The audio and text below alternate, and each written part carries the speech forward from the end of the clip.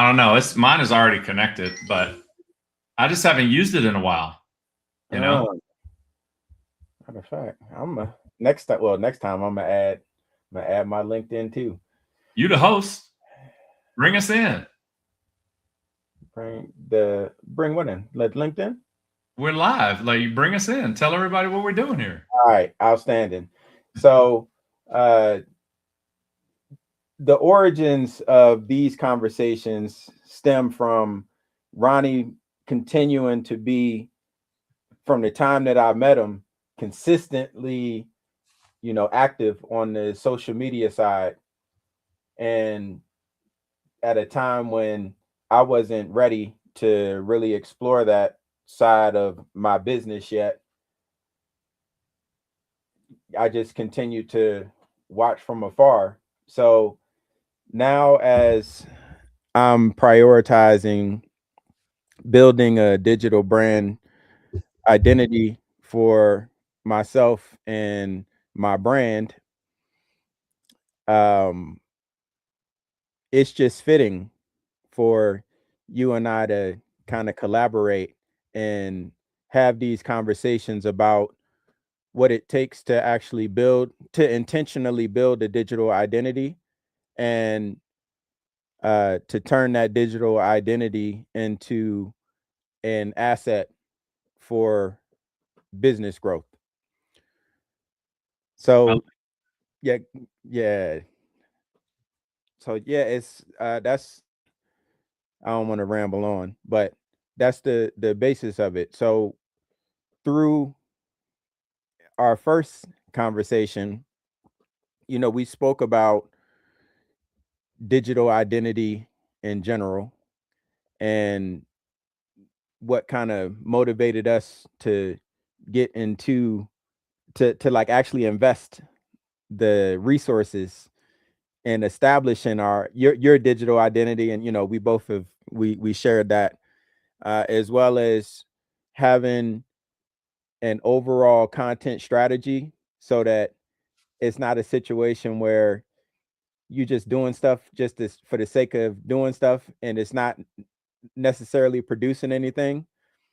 Like on your side, you went from dabbling to maintaining a certain level of consistency and putting out content. I know on YouTube, in particular, how has that, yeah, like going from dibbling and dabbling to being more consistent, impacted your viewership and like your overall uh, experience in building your digital identity? Well, so I started in 2019, and I actually, if you look at all of that time, right, it's been like 7 years of trying to build a digital identity. And I came to the stage reluctantly. I didn't want to be on the internet. I remember telling my brother, he wants to talk to you, by the way. I talked to him today, and he said he's going to reach out to you, but For uh, he, sure. he'll take a call from you. You guys can chat. Yeah. Chris Haskins. So, like, Yeah. when I started my channel on YouTube, it was because I wanted to leave a legacy for my kids. When I'm gone and have passed away, I'd like them to have a catalog of information that they could access for the rest of their lives. And I also wanted to give people what I've learned about the automotive industry. I wanted to give it away freely. Like, it's exciting to have conversations and dialogue about different ways to tackle automobile things, and uh, to figure out exactly how to help people. Just how to help people. Like, you're thinking about a car, here's information you can process for yourself, is what I've learned. If you decide to use it, I hope it helps you out. So I started there. And so the conversation since '09, when Facebook came out, is, should we be doing this stuff? And what I learned over the last 6 years, to make it very simple, is it's an equalizer. You know how they call it leveling the playing field?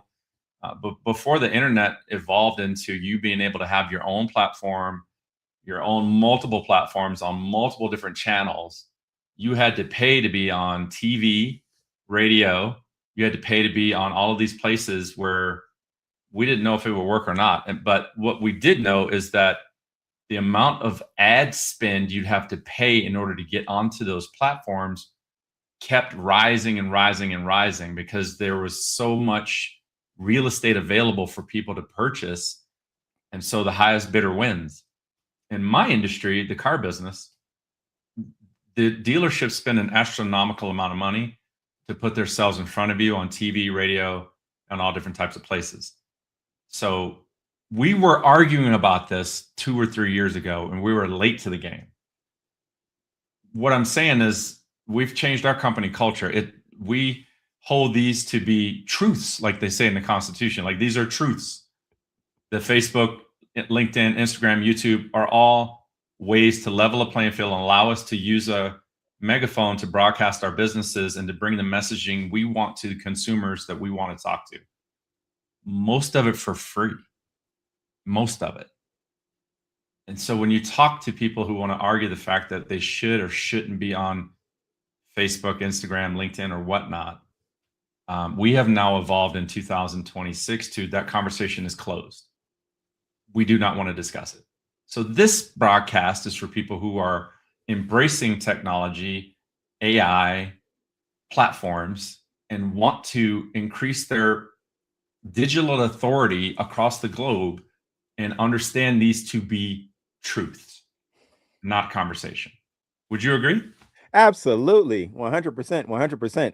So to that, because I know over the short term, like within the last, let's say 3 to 6 months, right? Yeah. As you've been more consistent and releasing your short clips on YouTube, Yeah. how has that impacted like viewership and like your overall objective? It's kind of a tricky question, Jesse, because I don't have any specific ROI to share at this point, unless the way we used to measure ROI, meaning, dollars spent, dollars earned, right? Like, you would be the expert on how we measure ROI on a spreadsheet for the business or a profit and loss statement. Right. But what I'm trying to say is we have to resist. Did you sell any cars because you're making videos? Like, did you sell any cars? Did you make any money? Right? The answer to that question is I'm not sure. The other answer is I don't care, because I can actually go look at the work I'm putting in, and I can actually measure the analytics of each video. And the cool thing about it is, Jesse, it's not a guess. I made 3, 4 videos last week. One of them didn't do well. The other 2 did really, really well. So it's another truth. Whatever that content I put out that wasn't good, we have to agree it's not good. In the past, we just keep spending money on that specific video that was not good and try to get people to look at it. We don't have to do that anymore. You just put out the content, measure what's going on, and then continue to double down on the things that are working good. So I can't answer your question is in the fact of dollars and cents, but what I can tell you is that my viewership is going up. The amount, I went from 7,000 views in 1 week all the way to 17,000 the next week. And that's what I was speaking to. That's to be clear, that's what I was speaking to. But to take it a step deeper, a layer deeper, rather, that is what's going to make these conversations so valuable, Ronnie, because as we both are building our digital brands respectively, that ultimately culminates in extended reach, which results in now the sales process kicking in, the sales funnel kicking in, and that's a part of it. So like as we're having these conversations, I truly look at it as steel sharpening steel, because you've been doing this, you've been in the arena and actually doing the things, and I'm beginning to do the things. So there's a lot of value in us having the conversations, because I'm always approaching all business conversations through the lens of there's an activity that's occurring and what is it producing, and that's how my mind is wired. So when I think about these live streams and all media platforms that it kind of turns into. It's through that lens. What is it actually producing relative to the initial intent? And as business owners, it's our responsibility to be able to reverse engineer that, and in order for it to be able to scale accordingly, and for it to be, teachable. When you're bringing on, your team and developing your team, when you're able to show them through the numbers, like it's no kidding. By me posting a video on YouTube once a week or twice a week or what have you, it increased my viewership from 7,000 to 17,000. Yeah. Right. That's an ROI. Right. 100%. 100%. It's quantifiable impact. Yes. And that's ultimately what matters. So, because it's a lot of folks that it's not a high bar to go viral. Right. Right. So like people are going viral every day, but actually having intentionality behind the things that we're doing, to, in this sense, establish digital brand identity. So I mean, we're talking about VCP, Victor Charlie Papa, VCP. Everybody you talk to wants to, why do I need to be on social media posting about my business? So you can be visible. Okay, well, if I do that, will I make money? We don't know yet because you are not credible. So you have to go from visible to credible, which will eventually get you to profitable. This is nothing new. This is exactly a tenet of BNI International Global, like Business Networking International is the same thing. The difference is when we go to BNI chapter, there's 50 people in the room, 50, that we are trying to create visibility, credibility, and eventually profitability. When you do this, like we're doing right now, this has a chance to go around the entire universe, the entire earth, and gives you the same ability to become visible, credible, and profitable, but at light speed. So yeah, man. I mean, what's wild is people will see me in public and say they see my stuff on Facebook. I'm very happy. Thank you very much. I'm appreciative of that. And then they say, you're always on there. Honestly, dude, I'm doing about a fifth of what I want to do. I'm not even close. I'm trying to figure out how to duplicate myself and get that done. Like I'm trying not to hire a whole team right now, but yeah, I think the visibility, if you want to give someone a simple reason, if they're starting a business and working under your business plans, they need to be visible, which will eventually will get them credible. And we can, after that, then we can start talking about profitability. Absolutely. Absolutely. And it's so interesting because the VCP and then factoring in the know, like, and trust piece of it, Yes. it all is interwoven. Yeah. Because through having the state of presence, people get to know you, and as they get to know you, it's like, man, I actually like really connect with what's being said or what's constantly being communicated. Look at that right there. Global Dreams just posted, I know you through your YouTube channel. Thank you for the comment. Dope. Yeah. I don't know if he's talking to me or you, but like you. No, you. Yeah, definitely you. Because I don't have a presence. I know you through your YouTube channel. And Right. what's really, so here's the cool thing about it too, man. It's like you can be yourself. I've had people call me from Canada and get on the phone with me because they saw me on YouTube and they say something funny like, wow, you're just like in your videos. I'm like, dude, I'm one person. I'm not selling you something that's not me. And so that's what, if I was telling another business owner, I'd be like, dude, there's going to be somebody in your space that's bad, that wants to take people's money, that doesn't even know what they're doing, but they're going to be good at this. And they're going to take your business and rip your people off. So if you want another reason to be on there, go protect your consumers. Go get on there and do something good for them, which you know you're going to do. and protect them from that internet guru who has never done anything except they got really good at making videos. Isn't that wild? It's fascinating, you know? Now, what do you use as a gauge for the type of content that you put out to your audience? That's a great question. And so whatever they like, my job is to put out information that you like, not stuff that I like. And it's funny, the stuff that I will spend a week making a video that I really love and it doesn't land because my brain is so weird. You know, I'm looking at that video. I'm like, I love everything in this video. I'm one person out of 300 million in America, right? So that's great that I made a video for me. It didn't work. So I try to find out what my consumers are asking me. Like in my industry, they're like, why should I consider leasing a car? What good does it do for me? And I'm like, okay, I'm going to make a video and point out 3 things that will help you that you may not be thinking about. Something like that, you know? So, but everything I make just for myself, maybe the kids will watch it one day. No, incredible.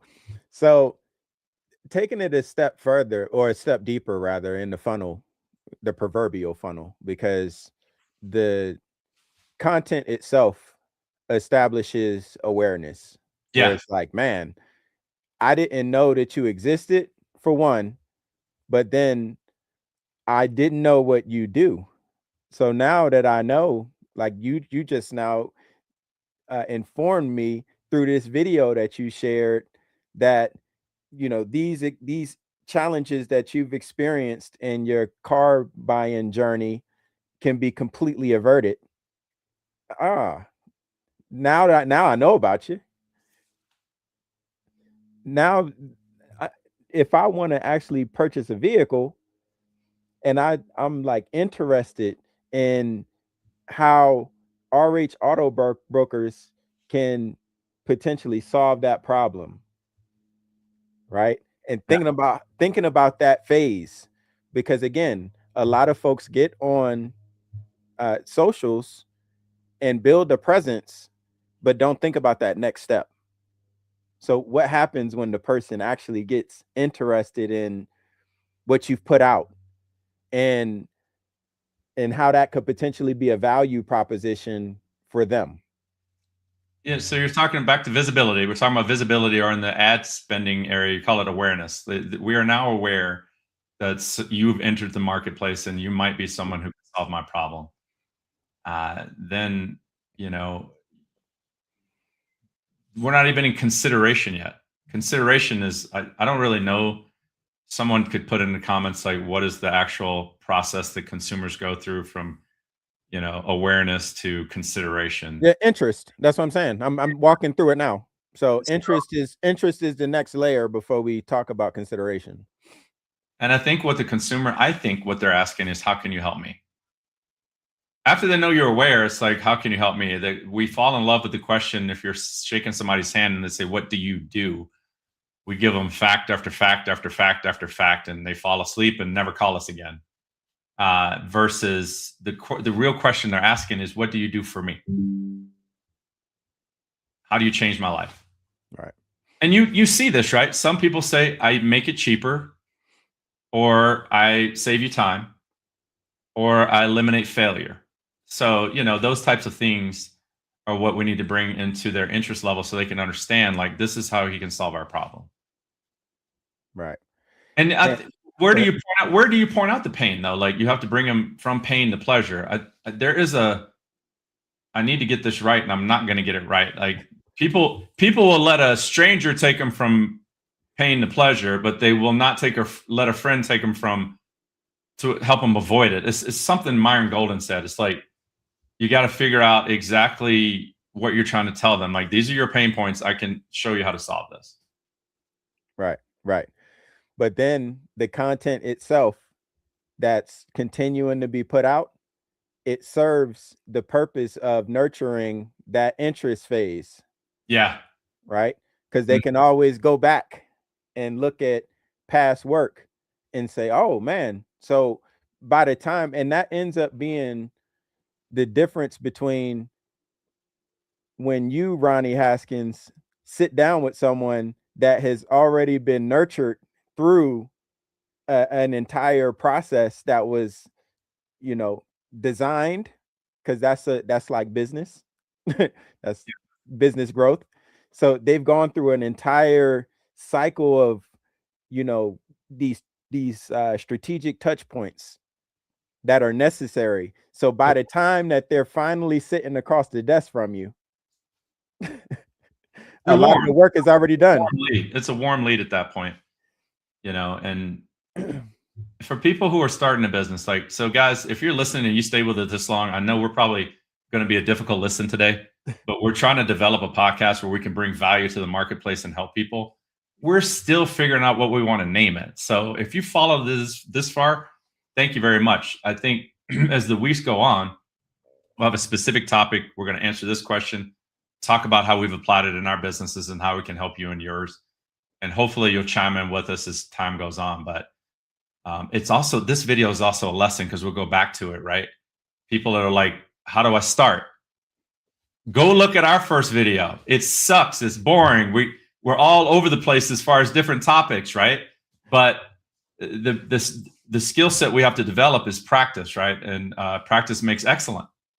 So the longer we do this, the closer we'll get to the truth of what we really want to talk about, what we want to deliver to the marketplace. Yeah. I'm still talking about interest. Right? Like that phase of the process beneath awareness, right? Because again, as this to your point, as this process continues to evolve on, you know, we'll touch on various phases of the brand building, digital brand identity building process, because having a bunch of awareness without a strategy beyond it is a fool's errand. And we would be leading folks. What are you talking about? Like, you're talking about getting a whole bunch of awareness and you're like plugging up a water hose to a fire hydrant. You got no way to actually take care of the client. Right. Well, that piece of it, and also, so you actually have a solution to all of the problems that you talk about. Yes. So when people come to you, you're able to provide them with value. Mm-hmm. Folks that do not understand, that haven't connected those things, they can create a whole lot of awareness. And as that awareness is being created, and now like people are thinking about problems that are associated with whatever that awareness was created, but there's no solution to any of those problems because there was never an intended solution. You know what I mean? So, what would they be doing it for then? Why would they be on there putting out all that content? bro, it's a lot of people that are just going through life, just doing things just to be doing things. Wait a second. I'm trying to stay on track with you. You're talking about like a business owner starts putting content out with no way to solve the problem? I'm talking about building a digital, because we got various markets of entrepreneur, right? Yeah. You got the person that has not done anything and has just like had an aspiration to become an entrepreneur and not even know what that means or what they want to do. Yeah. Right? It's levels to it. So when talking broadly to where everybody is, to create a ladder and a framework for someone that is watching and is just like, man, I don't understand how all of this stuff ties together, to the person that actually has a full framework in place where content goes out and there are metrics behind it and they know what the ROI is to the content. It's talking to all levels. Yeah, I got you. I'm not even there yet. I mean, I do see some people that put out a whole lot of content and may not be able to solve it. Like, yeah, it makes sense. So that's probably like the first thing you should try to figure out is who you're actually talking to. Which I'll tell you, I struggle with that one. I have two specific ideal client avatars. One, people who want to start an auto brokerage and build a business like I have, my brick and mortar.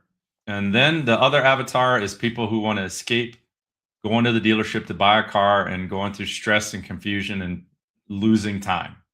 They'd rather sit down with me for 1 hour and then pick up their car the next day. So, and I have struggled with my ideal client avatar for a while now, and I don't think it's, you know, it shouldn't be taken lightly, but I think it's also okay that you take some time to figure out who it is that you really want to serve, because I think the clearer that message, you see my content gets, I think my content is getting better because of that. Right. Because I think I know who I really, really am talking to. And we're having like a dialogue. It's like when I'm saying stuff, I'm like, I know exactly who this is going to resonate with. Right. Right.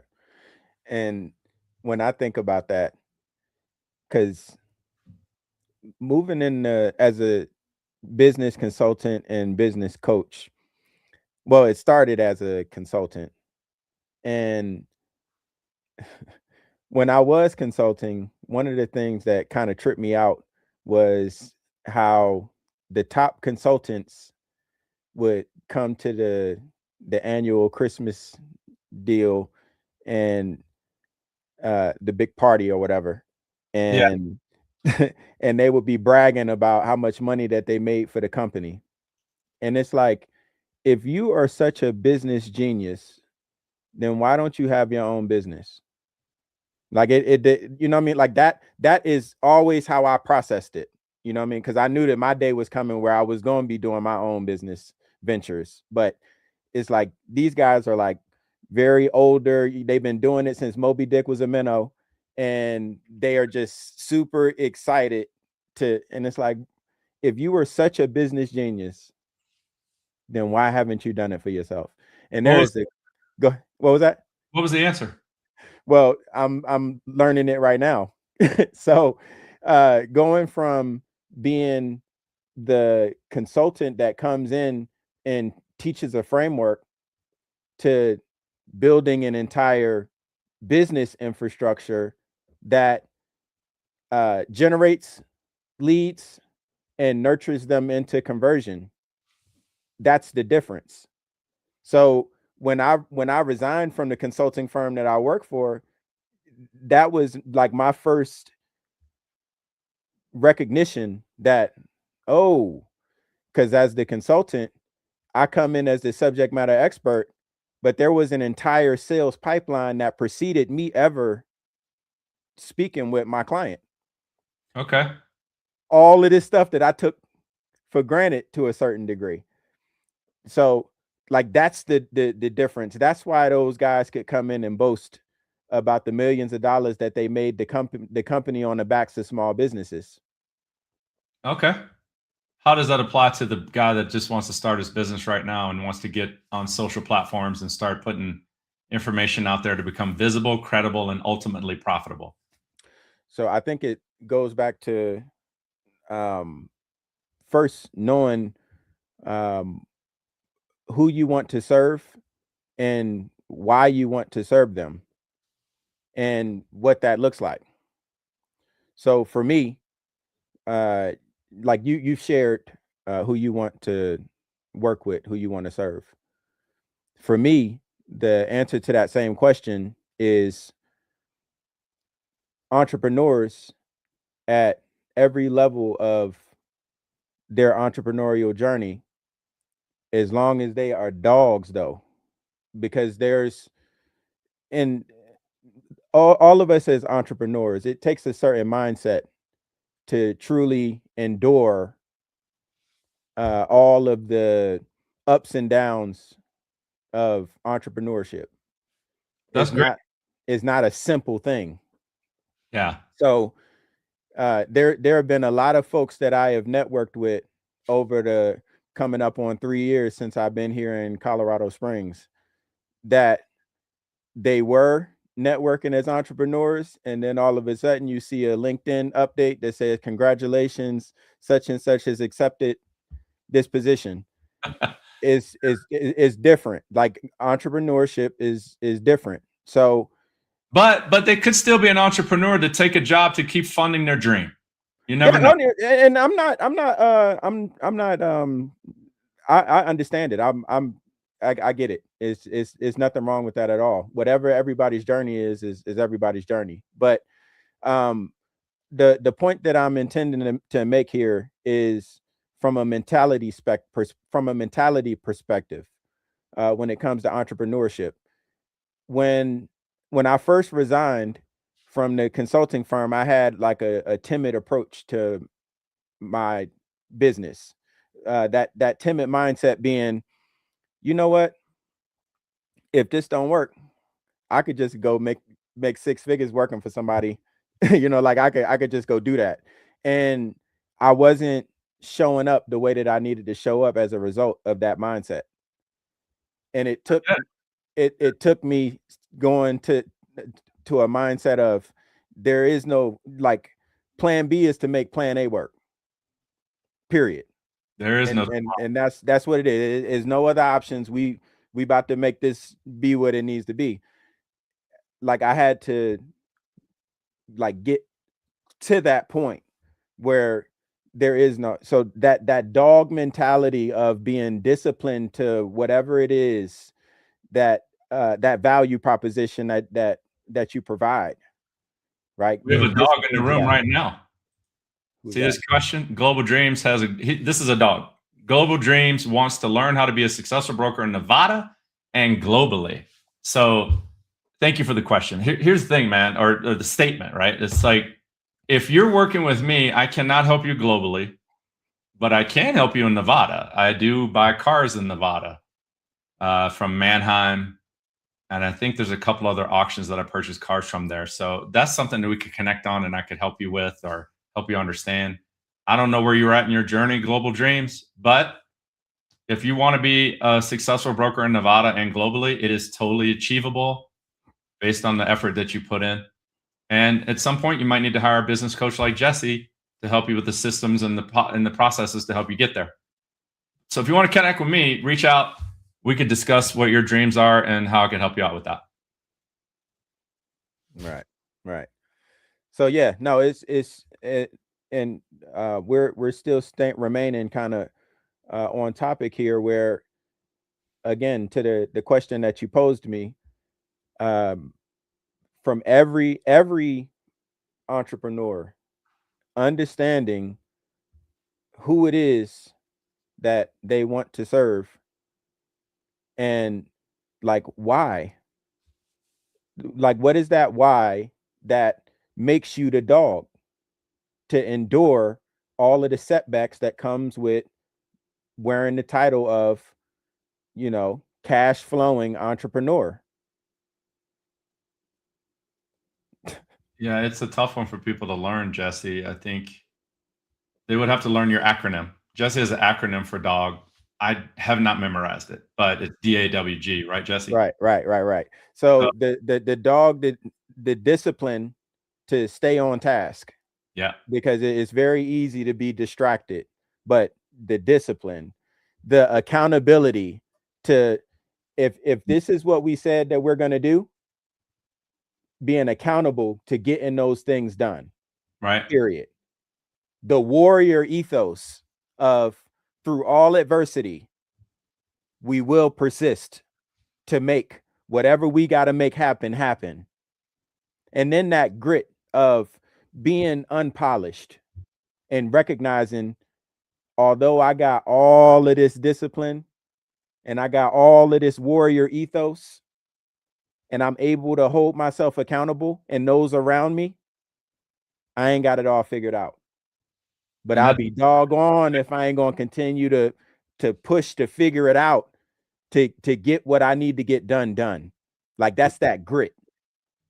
So yeah, like, I don't personally want to interact too much with the dog, because I respect everybody at their journey, right? And I appreciate everybody, but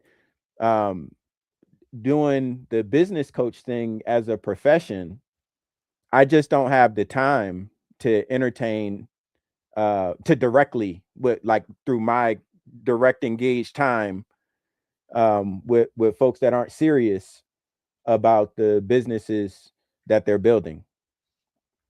So like that's my target audience, but it's critical to Ronnie's point that every entrepreneur understand that piece, because it ties directly to the brand identity piece. Like, who are you when you're creating your content? Who are you talking to? Your ideal client avatar, and then having the discipline to do it. I think if we break this, we've been talking for 35 minutes, and I think it's like, if we're going to give anything to the public today, it's like, listen, being a dog is great. Start with D. Get disciplined. You know, sometimes it's like discipline going to the gym in the morning. Strong body creates a strong mind. That way you can go tackle what you got to tackle from 9 to noon, right? And so the discipline activities, talking to your ideal client avatar, continue to get better and better and better over time. I have been talking to an ideal client avatar since 1998. I started doing this in 1998. So over that 30 years, the client avatar has evolved and changed and evolved and changed, which is another class in entrepreneurship, reinventing yourself every day. So we could derail this conversation at any moment.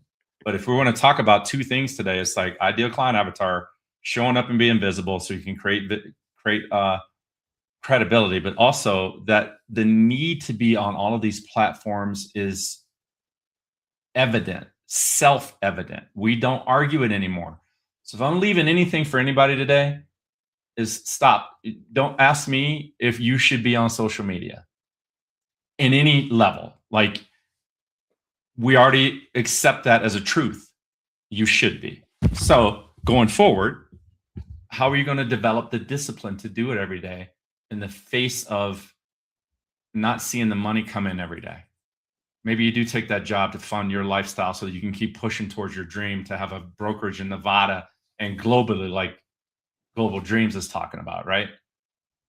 So yeah, I think that's great. That D in dog, Jesse, is my favorite word. Discipline. It was instilled in me as a very young child and beat into my head. And then I went into the Army. So, discipline, I got that on lock. The other things I think we can say we can't give it all away in one video.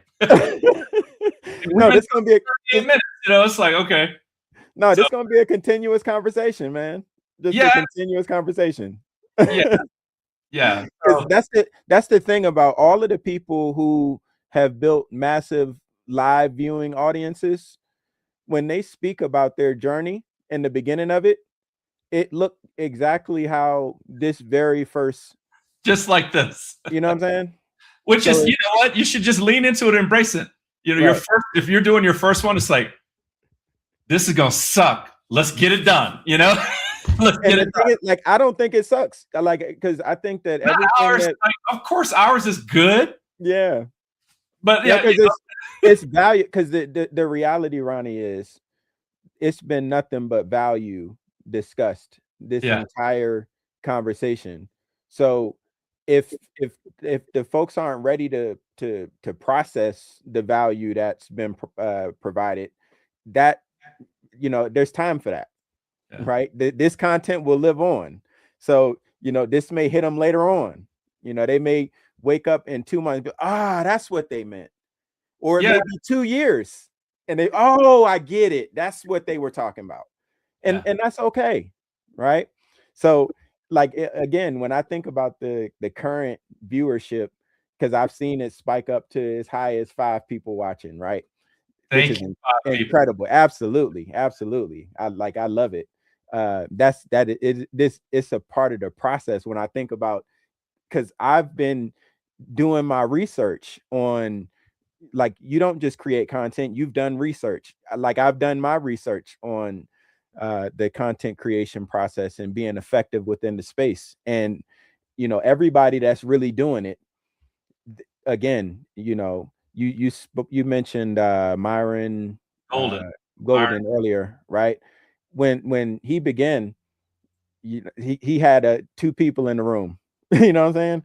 3 people in the room, and the message that was being spoken to those 3 people, those folks slowly became evangelists. And those evangelists told other people, hey, bro, you got to come to this room because this man put it down. Like Myron put it down. Like you Yeah. got to come to this room. And then that evangelism just continues to spread, and more people, and now he is who he is. But Yeah. again, speaking back to the beginning of it, come on, man. I mean, it's funny, man. I'll talk to people about they they want to get good at something, and it's difficult when if you've ever played a sport or if you ever played an instrument, right? And like I played the violin for 6 years when I was a kid. Chin up, elbow tight. I was a violinist when I was like 6. But when you first grab that uh, instrument, you can't play it. You have to practice over and over and over again. Right. So the question I have for the universe is like, why is that? Why is it that when you want to build a business and make money, and I'm like, hey, go post on social media, it's too hard. I don't like the way I look on camera. I don't want to do it. All of these things, but you want to go win the Super Bowl, you understand you got to go to practice, right? You have to practice every day. I find it fascinating that the resistance there is so high. But those are the separating factors, right? Those are separating factors, and it's okay. Everybody got their swimming lane. When I think about the public education system, that is a hamster wheel that feeds folks into the workforce to go work for somebody through Yeah. college. Like it's an assembly line, right? There are some folks that choose to jump off of the assembly line and say, you know what? I don't know if I want to get fed into Goldman Sachs. So I'm gonna see if I can figure something else out for myself, right? Yeah. And then they look and they figure out, oh man, it takes a lot in order for me to hop off of the conveyor belt, and they just go hop back on.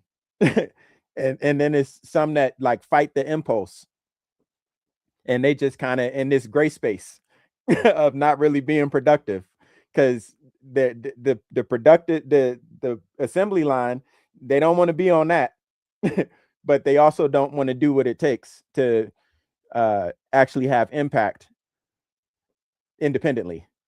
I have a similar perspective on that, Jesse. When I was 16 years old, my parents sent me to work on a conveyor belt at the Lynchburg Foundry. You can Google it. It's no longer in existence, but Lynchburg, Virginia, the foundry. It's a steel plant. If you look up what a camshaft is, there were thousands of them coming down an assembly belt, a conveyor belt for me to grab and grind with a grinder from 11 o'clock at night until 7 in the morning. That was my shift. They called it the graveyard shift back then. And I was 16. I was getting paid, I think at that point in time, I was getting paid a lot of money. I think it's like $12 an hour is a lot back then in the 80s. But you're right. The school system was designed to put me into the industrial mindset of be a good worker and figure it out. And then you have people that break that mold, right? And they don't want to do it. I'm not counting myself in those people. I'm counting myself over here. I got kicked off of the industrial education movement to make me a good worker. I wasn't good at it. Like I wasn't good at being a perfect student or being a perfect follower of a system like that. And they did not have any type of educational thing for me. So I was basically cast out. I was basically considered a loser. In 1987, after I went to college and did not do well, everybody I interviewed with said that we can't use you until you have a college degree. Until you're programmed to be in the system, we cannot use you. And it was fascinating. Like, it was like, I'm out there. So I went to the Army. I learned my way. And I kept walking around trying to figure out what I wanted to do with my life. And I don't, I feel for the kids out there right now that have that going on in their head. And I'm here to tell you, you're fine. There's nothing wrong with you. There's a road for you. There's a path. You don't have to go do it the way the system is telling you. But think about that, man. Like you were talking about a conveyor belt. I don't know if you've ever seen one. I've worked on one with a hard hat and steel toe boots, sweating all night long. Bro, craziness, but You know why my mom sent me to work there all summer long? Why is that? She speaks about it to this day. Whenever I don't see her as much as I used to, but like I'll see her in like April, and I guarantee she'll bring it up. Honey, remember when we sent you to work at the foundry? And I'm like, yes, mom. Do you know why? I'm like, yes, mom. So I would never go back. I spent a summer. That's why my parents were really smart, man. Go on down there and work. And let me show you what you got to look forward to. Now, do you want to do something different with your life? You know, I was like, oh my God, like this is what I got to do for 30 years. God bless the men that struggled down there and worked through it and built great lives. I'm not saying it's bad, it just wasn't for me, but they had great lives. Right. But it taught me and my brother. They sent him to do it 6 years later. Exact same foundry. A family tradition of getting you to get off your butt. That's brilliant. That is brilliant. Thanks, Laverne and Ron. Yeah. So, and my story is very, very similar, where from the public education system, like it was not designed for, or I was not designed for it, one or the other. So I didn't do well in grade school. And when I think back now, it's like I've always been the I'm gonna challenge the status quo. Like I've always been that person. So having that kind of wiring, it didn't bode well for me in grade school. Yeah, it's another personality trait that they don't really train. Right. Feed it, it blossoms. Right. Absolutely. So, going to the experience actually working on the conveyor line, my dad is a master electrician and has been that my entire life. So he came home one day from a job that he was working on, and he had almost sliced his finger off. Like it was literally taped, the tip of his finger, it was taped on with electrical tape and a napkin. And I was like, yeah, bro, I'm good on that. And Well, you needed to see, right? Yeah. Right. I'm like, yeah, I'm cool on that. And then like I see, so I'm from Hampton, Virginia, and there, the shipyard is a major industry. I've been there. Right. So like I know what that looked like. And I'm like, ain't no way, like, God bless all my folks that done put in their time out there, but I knew it wasn't for me. So I was like, yeah, the military is gonna have to be it, because fast food, telemarketing in the shipyard ain't gonna cut it for me. Yeah, I was telemarketing too. I worked for J. Crew for a summer on a headset. That's the package, right? Go to the factory, go to the telecommunications headset off, or flip burgers. I feel like that we should really, as we develop this podcast, it's like I am not some well-trained Wharton school educated business owner. I am an owner operator, meaning I am here every day talking about stuff that I try to implement in my business and create success. Sometimes I win.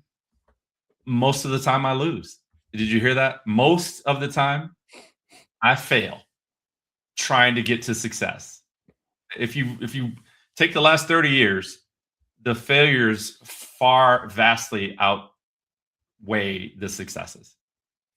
But this is all people see. They see this end result of what I've been working on. It's not the end result, but like that's the thing, right? That's the part that you talk about being a dog and having the grit to sustain and pivot and reinvent yourself and grow. And to bring it back to this video, it's just about building a personal brand on the internet, guys. Like, if you're following us, thank you very much. We're doubling down on what we're talking about. We're going to show you what grit is when we continue to do this podcast. And, we hope that you take some away with it. Like, you can go out and say, you know what, I can do this too. Fall in love with making a fool of yourself. Easy. 100%. But look, I gotta add this thing in there, because your perspective on failure, wins, and losses. I want to add my perspective on that. Okay. So For me, failing is not trying.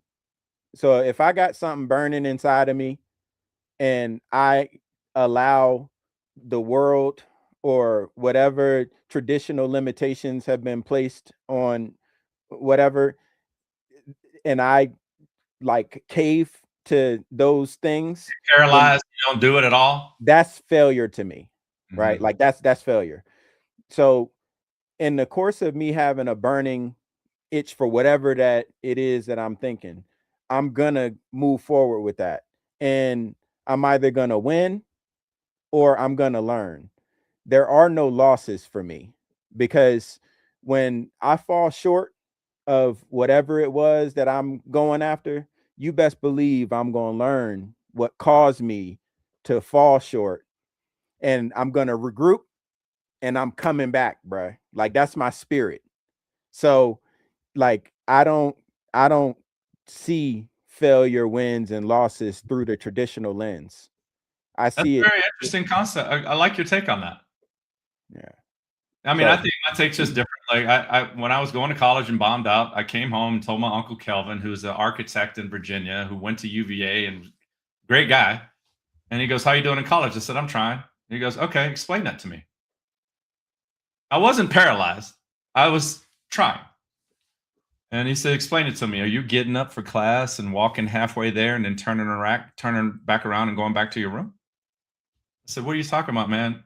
And he was real friendly with me. So I thought, I was like, "Oh, this conversation just took a turn." He said, "Hand me that beer." I said, "Okay." He said, "Now hold it in your hand. Try to pick it up." And I lifted it. He goes, "Okay, you did it." He goes, "Now try to pick it up and don't do it." Okay, I'm not picking it up. He goes, "Okay, now try to pick it up." So every time I tried and I picked it up, he goes, "You did it." He goes, "There is no try." So I feel like this, Jesse, if that is in your mindset where you like to look at it and view it that way and it motivates you to get up, then use it. We're both of us can be right in the same breath. right. It's a Okay. different perspective. It's like, you know, I find great value in people that get up every day and try to go make it in this world to put food on the table for their kids, and there's no guarantee that they're going to be successful. And that's hard for me I don't believe in try, right? But that's hard for me to say they're Right. not trying Right. because they are trying. Right. They're trying something new. And your mindset, if you're teaching business owners, probably resonates better because at some point you got to try. You got to turn on the camera and you got to get in front of it and you got to go broadcast your message to the world. Whether it's going to work or not, we don't know. And that's where the measurement comes in. And that so it all ties together for sure, for sure. Ronnie, this has been an incredible initial conversation, and we're gonna continue to grow and elevate the topics covered during our time together because it is beneficial for this scale of perspective to be coming and being shared from folks of our experience. My brother said he'll come on here and let us interview him probably at some point. Like, Hey man, don't threaten me with a good time, my brother. no, you keep dropping these nuggets. You're from Hampton. Like, he went to Hampton Institute back before it was a public college. It was private back when he went there. I Yeah. think. I No, went to Norfolk State. yeah. I graduated from Hampton High School. Did you really? Yeah. Yeah, So yeah, yeah. he still lives there in down in Virginia Beach area, Newport News. So Right, right. yeah. So we'll get you connected with Chris. So he know how to say Norfolk. No, I just don't want to go through that tunnel anymore, man. That tunnel is too long. Yeah. All right, man. No, Look, this is stuff. start. For sure, for sure. All right, my brother. I'll talk to you soon. Already. Later.